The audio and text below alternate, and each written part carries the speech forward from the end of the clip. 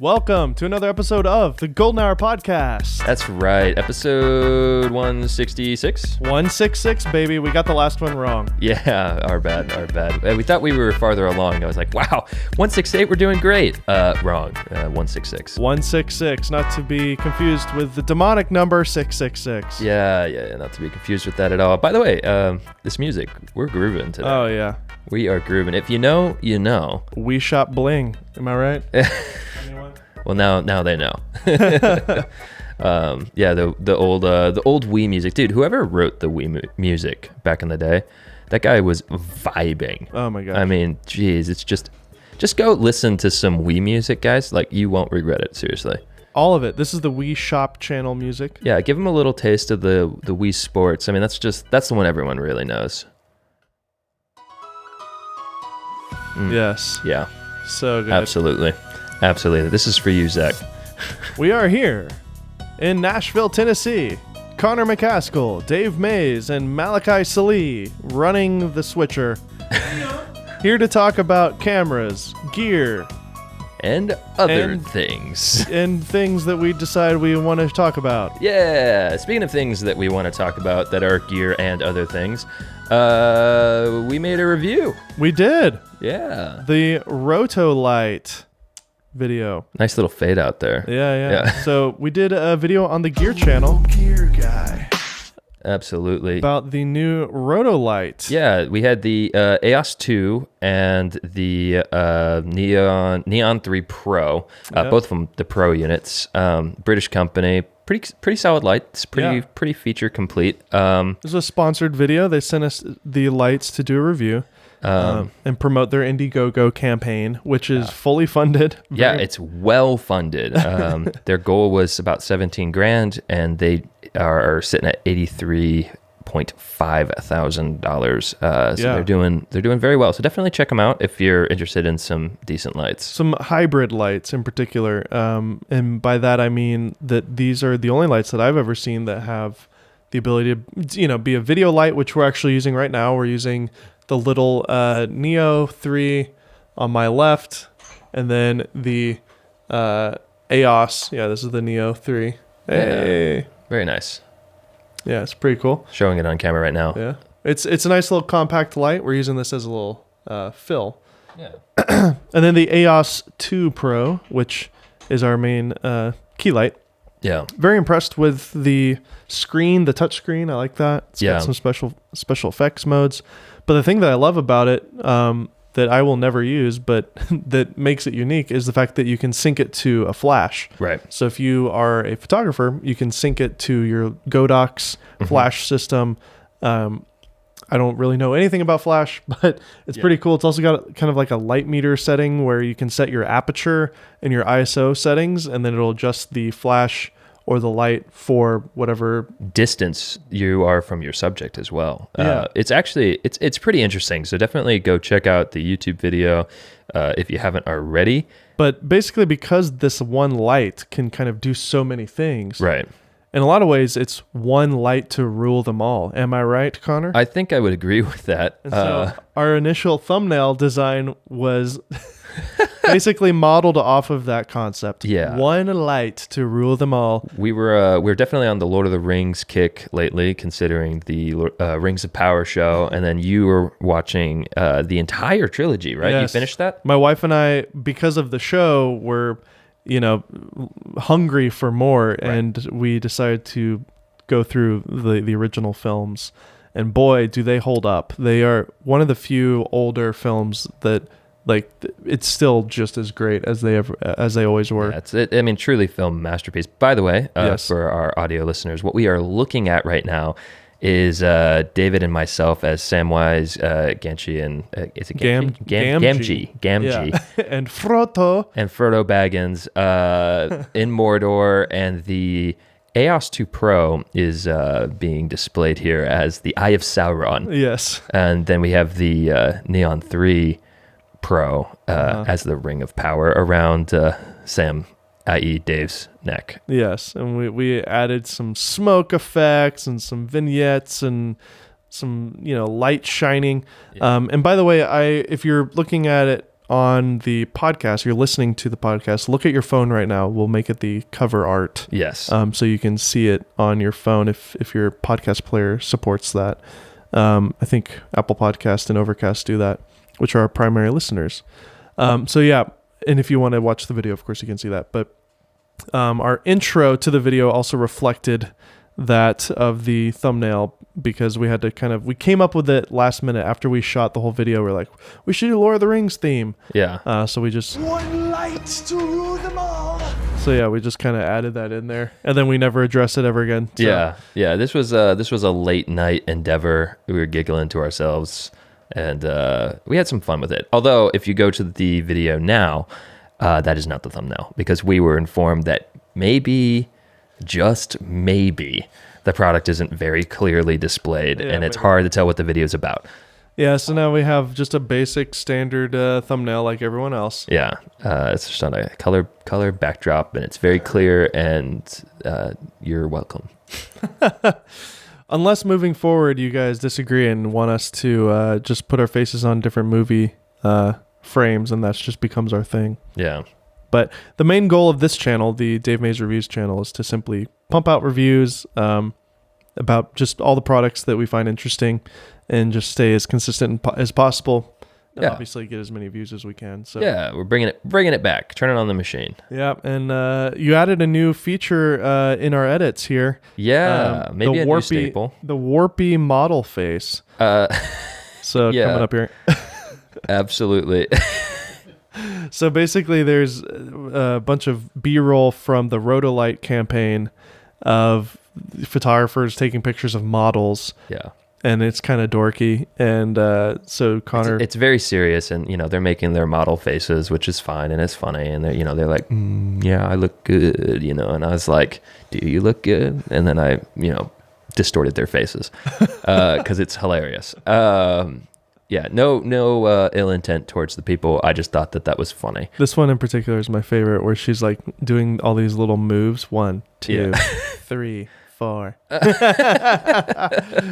basically, every time you see a model in this video, just about their face is completely distorted. Oh, I didn't distort your face, and you are a model, Dave. So thank you. I should have. I'm sorry. Didn't mean anything by it. When we were watching back the rough cut, you're like, I missed one. Yeah. We had to put it back in there and everything. So I think I actually missed one more, but I was like, okay, it's past midnight now. I don't care. Yeah, exactly. I don't care anymore. But yeah, it was, we're just getting the wheels turning. Oh yeah, there you go. There's a good one. Getting those gears going. Yeah. Just getting the videos going here. It's actually kind of amazing that it looks like you warped the reflection as well. I'm gonna claim that I did that, but it might just be the reflection being distorted. But yeah, no, it does look quite convincing, doesn't it? That's quite amazing. So moving on to some updates to some rumors. Yeah. We have the R6, just some more specs. R6 II, it's coming out. Not much changed here from the last episode, but if you want to read that, you can check it out on canonrumors.com. Yeah, I don't think there was anything particularly new, other than there was something about camera raw focus or something. Which I don't know. I don't really know what that means. So mostly the same. And then of course we do have a little bit more information, just a twinge more information about the Sony A7R5. Yes. And that's just the price, which is coming in at $3,999. Just make it $4,000, please. Yeah. Euros. So, so it's in euros. About $4,000, which is cheaper than the A1. I believe that one is $6,000.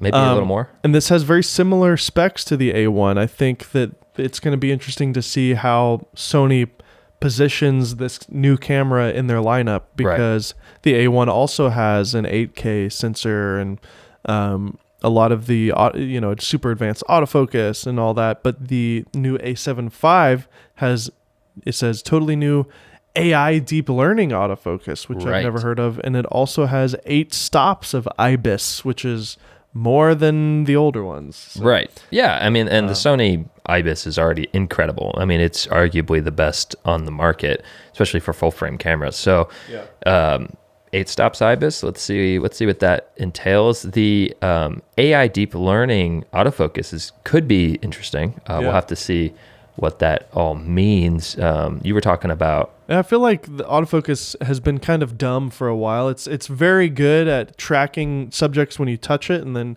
it just tries to stay on that subject as much as it can. Yeah. But it's not really smart about it. It doesn't. I mean, there's definitely some AI going on in other cameras, and they've started to add things like animal eye autofocus and stuff like that. But yeah, it's able to kind of detect, it's like, this is human and or living thing, probably focus on this. But as soon as something gets in the way or something like that, it like forgets. Yeah. Right? That's essentially what you're saying, is that exactly. it forgets what it was focused on, then it'll start hunting around, and then maybe it'll lock back on.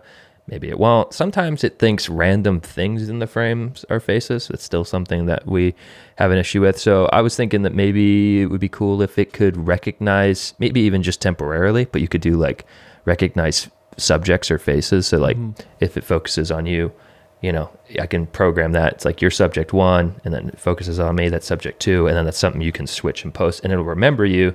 So if you say only focus on subject 1, if you leave frame, it stops focusing. If you enter frame, it continues to focus, even if another human enters the frame. That would be great. Something interesting like that. I don't know. I'm just making all this up right now. Yeah, basically, I think we just need more AI going on with the autofocus, because humans are pretty easy to put in a computer. They have arms and a head and legs and, you know, for the most part. And so I think as these cameras continue to develop and get smarter and smarter, we'll be able to just use them more and more reliably, which is great. We're definitely at a stage now where autofocus is absolutely, for video in particular, autofocus is absolutely a tool that filmmakers even should adopt. Right. I still work with a guy named Chris Haggerty. Yeah. We work with him with Soundstripe. And he has a C500 and he never uses autofocus. He always uses manual focus. Yeah. And he goes on shoots and he often has cinema lenses with a focus puller. Yeah. And I mean, so nothing wrong with that. Nothing wrong with that. In that world, that makes the most sense, because that is actually more reliable than autofocus, because a human is always going to be smarter than the camera in terms of knowing creatively where the focus should be. Right. But I was like, humans are always smarter than machines. Yeah, but when it comes to, if it's just simply tracking a human subject in the frame, if you're able to reliably track a subject and it stay locked because it's using AI, that's going to probably be more accurate than a focus puller. Right. And especially if they're just walking around randomly. Yeah, absolutely. I mean, the C500 autofocus is great. I love the autofocus in the C500. Used it a lot when I was shooting with Armando back in the day when he was still with Canon. Yeah, really cool. Before he turned to the dark side. To the Sony side. And then the A7 IV also has the flip screen. It's confirmed officially. So great.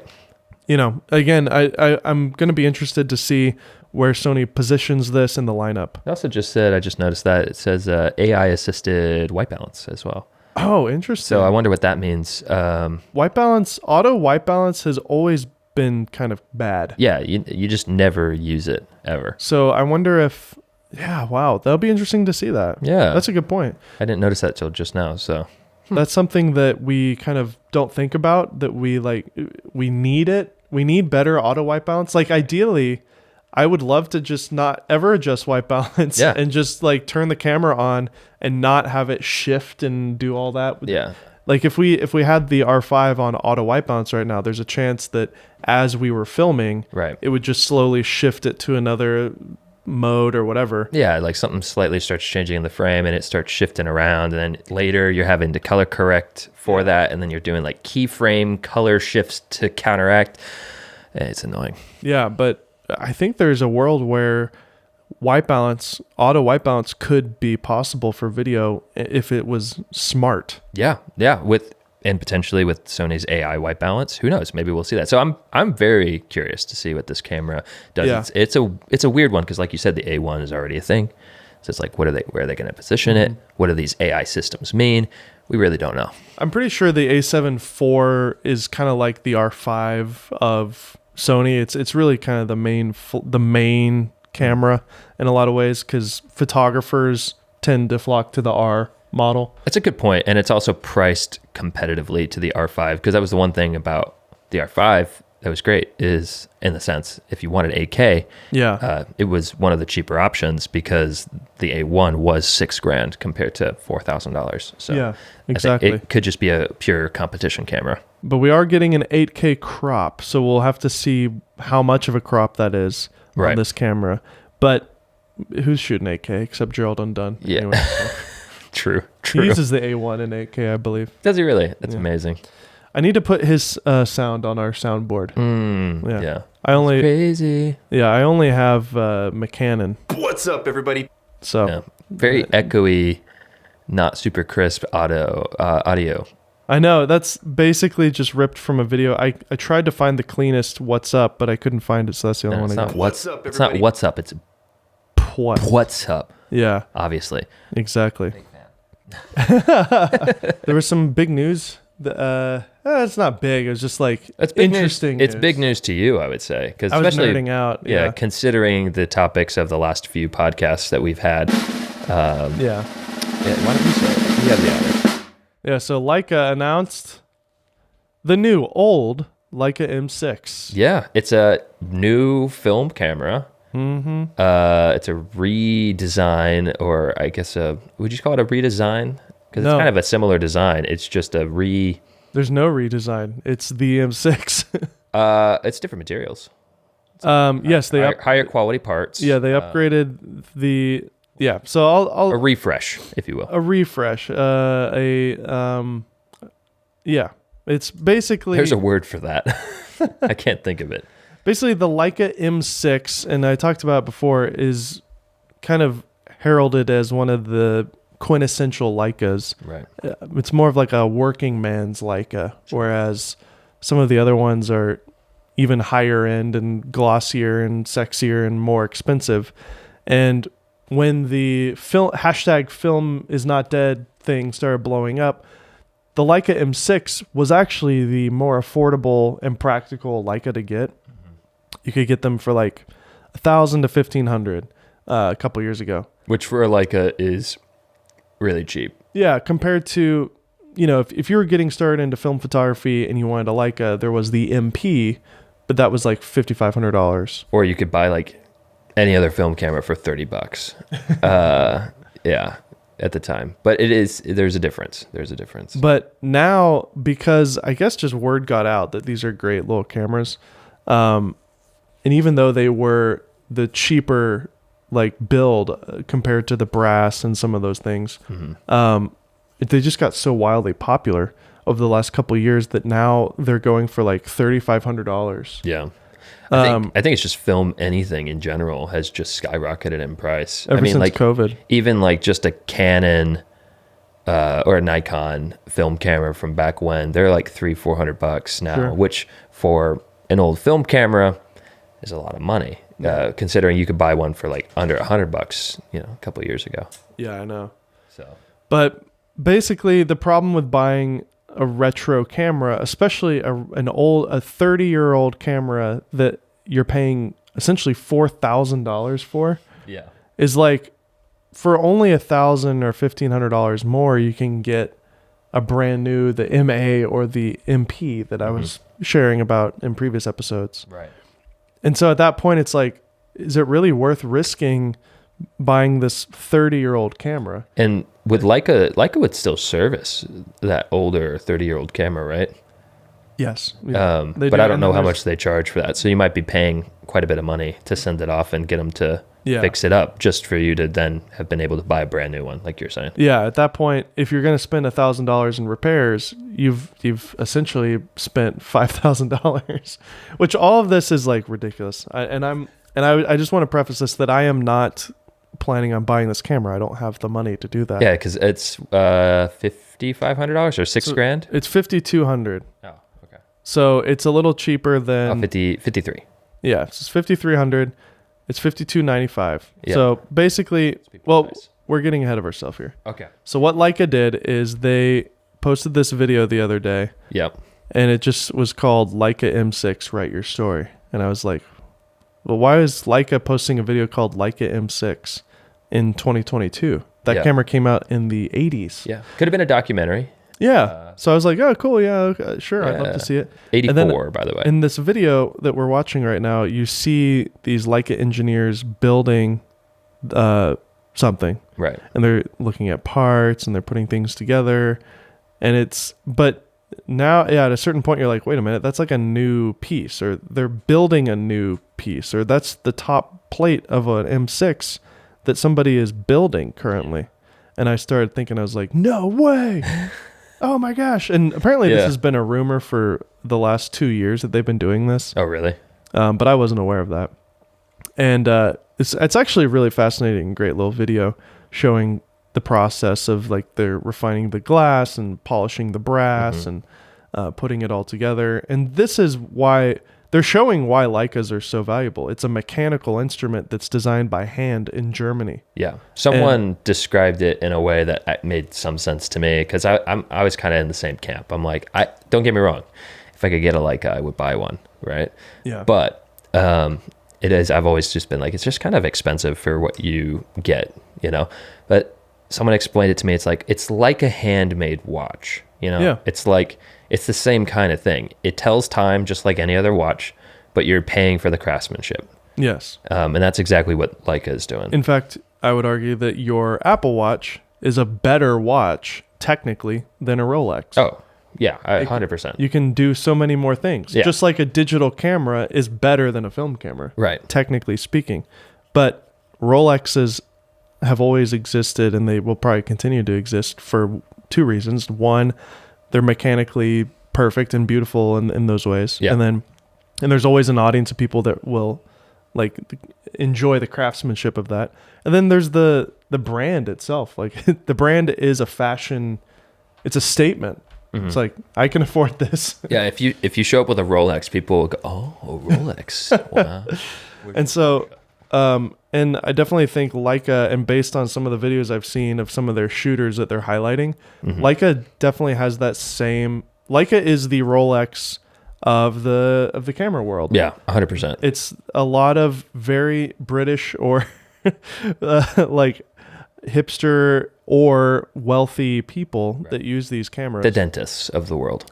Most of the shooters that use Leicas like wear like all black, like with like a nice blazer. They never have an Apple Watch. Like they're always wearing a mechanical watch. Right.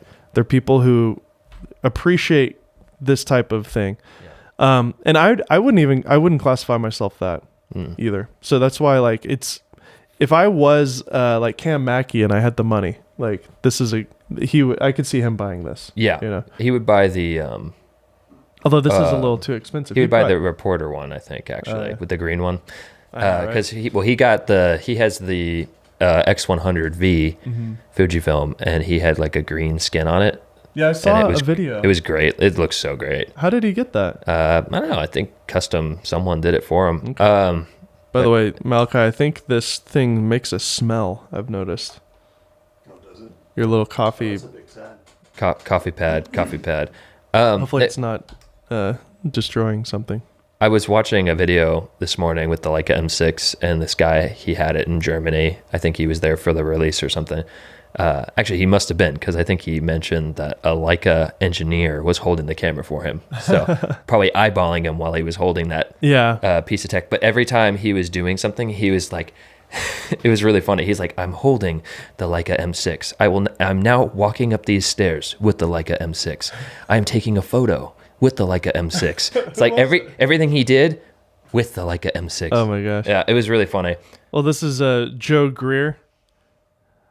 So he's the hipster guy of their influencers. Yeah, local in Nashville too. And he lives here in Franklin, Tennessee. But he's like he's got the whole look, dude. He's got the Cam Mackey kind of, look too. He's got that swagger. He's got the swagger for sure. Yeah. But I must say, I actually, a lot of people know who this guy is apparently. Yeah. I've actually never heard of him. Really? Until this video.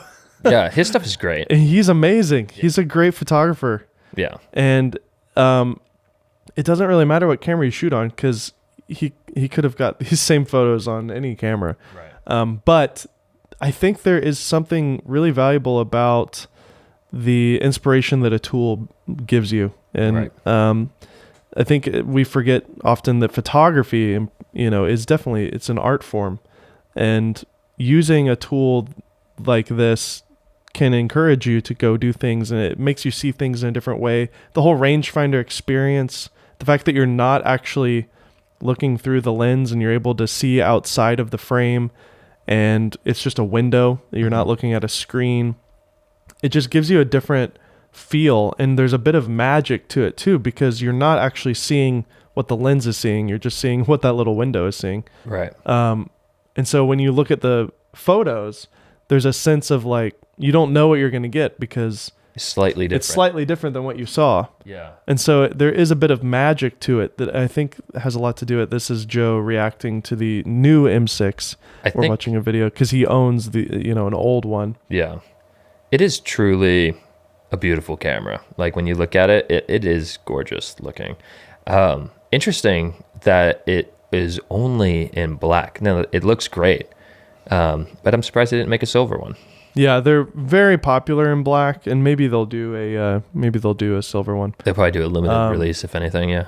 Yeah. So, but some of the changes that they made on it compared to the original 80s one is the top plate is now brass, which, but it's anodized, so you're not going to get that patina that you get with the painted ones. So it'll probably feel a little heavier. They've also, Leica has learned a lot about the rangefinder window in terms of coatings and things like that. So the new M6 has kind of the modern rangefinder things that they've learned. So it's going to be a brighter and cleaner display. Yeah, I heard it doesn't flare as easily Exactly. either. Yeah. The thing that makes the M6 great and why so many people use it is because it has a light meter built into it. Again, these are all things it's like, what? Every camera has a light meter. But a lot of film cameras don't. And in fact, the one that I was looking at, the MA, does not have one at all.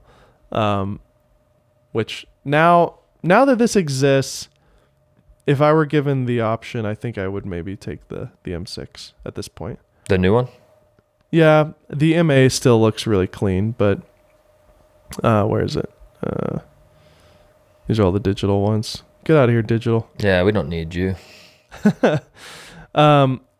We already talked about that. It's like digital versus film when it comes to a Leica. I think we both agreed film Leicas is where it's at. Absolutely. But I did kind of start digging around a little bit more, and I found a model that is essentially the MA that I was talking about. Okay. Except way cheaper. The Leica M2. So the Leica M2 actually came out after the M3, ironically. Okay. What year-ish? 65-ish or whatever. Okay. And so it still has that great look. It's simple. It doesn't have a light meter. Okay. You got to get a good one, but you can get them for like between $1,500 to $2,000. Near mint too, which is nice. So like you're saying under $2,000. Under $2,000. Yeah. If you get lucky, you could find one for a good price. Yeah. So to me, that's the most I would want to spend, honestly, is like $15,000. And then all you got to do is buy a $3,000 lens to put on the front of it. Well, Voigtlander makes some wonderful lenses. I would go with a Voigtlander personally. The 28 Voigtlander. They make these, and they're not that bad. Oh yeah. Okay. Yeah. So it's expensive. $900. What is that? It's a 28 f2. Okay. Mm-hmm. And then they also do a 35 as well. That's really nice. Yeah. f2. They have a bunch of 35s. So there's a 1.4, a 2.5. This is the one that I would probably get. Is the 35 f2. It's really tiny. Yeah. Compact, and it matches the camera. And everything. It's very aesthetic. It's nice. So I think that's probably what I'll end up doing is getting one of these, the M2. Yeah. You get that same experience. It's a good way to kind of get your foot in the door a little bit. It's like baby's first Leica. Yeah. Well, it'd be your second Leica. Because it would be really dumb to buy a $5,000 film camera when I don't do it professionally and like it's not a tool that I'm getting paid for. I would be. That being said, it will go up in value. I would be so afraid of messing it up. Or someone's stealing it. Well, sure, but more than anything, just like anytime I set it down on something, or like, it's like, I scratch the black paint, and like, Yeah. that's someone described it as like a piece of jewelry, and it kind of is, right? Yeah. So it's like, No. how do you protect it and also keep the look of it? Because you could put it in a leather case. That'd be kind of cool. Yeah. But still. It comes down to, when you buy a Leica, you're rarely losing that much money. Especially these M6s that are coming out, these new ones. Mm-hmm. They're limited to only 2,000. They're only making 2,000 of them. Really? So, but they also said that about the MA, and then it became a product in their lineup. So if this gets really popular, they may do more. Right. But I saw an interview with one of the guys that works at Leica, and he said that they're doing this for the sake of photography. They're not making any money off of this, ironically. It's like, even at the price that they're paying to do it, or they're charging for it, it's like they're not making a profit off of this. Just the rangefinder bit is $1,800 from Leica's standpoint of technology and expense. Because they're paying engineers to hand make them. They're handmade, and just the complexity of the rangefinder itself is it's very handmade, and they're not making many of them. So yeah, I heard it's like simply that one thing is almost $2,000 of cost for Leica. Yeah. I wonder what the cost difference would be if they factory made these. I don't know, but I don't want them to. No, I'm not wanting them to either. I mean, that would take away the allure of them for sure. But I was just curious, like, I wonder what the price drop would be if these were made in a factory. But it is one of these things where it's like, man, if I could, I would, because this is everything I would want. It's just a great film camera. It's small, it's beautiful, it's black. Yeah. It's got the light meter in there. Yeah, and it's got a retro vibe, but it's brand new. So you're the first person to use it, and it can be a part of your family's, legacy. Does Leica make any cameras with a top-down viewfinder? No. Okay. I didn't know. I don't think so. I've been looking at those lately. Those are pretty cool. So anyways, that's the Leica M6, the new old Leica M6. Yeah. That looks like Tennessee right there. Sure does. That doesn't. The ocean? Taking a selfie. He uses the 28. Joe Greer is mostly 28 millimeter. I've rarely seen anybody use a flash on a Leica, and he's using it. Oh. His stuff looks great. There is a real kind of grit and just quality to film. I love it. It really is special. Yeah. And I love the idea of documenting life with film in particular. It just feels more personable, authentic and personal. And authentic's a really good word for it. It's not just a sensor. It's like, it's tangible and physical. Yeah, it's a real life chemical reaction that's creating an image. It's not just ones and zeros being spit out at you. Yeah, I'm not having to sell you on film. You're a film guy. You like film. I do like film. But we don't use it very much. No, I got 3 film rolls in my room that are like half shot. Mm-hmm. And I don't remember what shot I left off on either on any of them. So I'm like, do I develop these or and just waste half a roll? I might have to do that because I just don't know. I don't want to shoot over a photo that's already been shot. Waste it. That's what happens when you waste the film. Yeah, when you forget what number you're on. People are probably going to just think that like something happened with our computer. No, it's the soundboard. Yeah. Well, thanks again for joining us. Another episode of Golden Hour Podcast. We'll close this show out by reading a review. Whoa! Today, let's do that. Yeah, we got a nice little review on the Apple Podcast app. By the way, if you don't mind, leave a review. That'd be much appreciated. I could have swore I saw a new one. Where is it? Bum bum bum bum bum bum. Oh yeah, so this one. All right, we got a new review from ZYXWVUTS. Great name, by the way. He or she must be trying to remain anonymous. Yes. Love the show in the new co-host format. Keep up the good work. Hey, appreciate it. Thank you, ZYXWVUTS. 5 stars. So yeah, if you use the Apple Podcast Player or Spotify, please leave a review or rating. Yeah, we appreciate it. Thank you very much. Once again, I'm your host, Dave Mays. And Connor McCaskill. And we'll see you next week.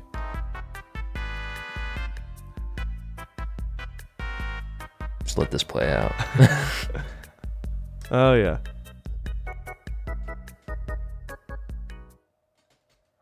There we go.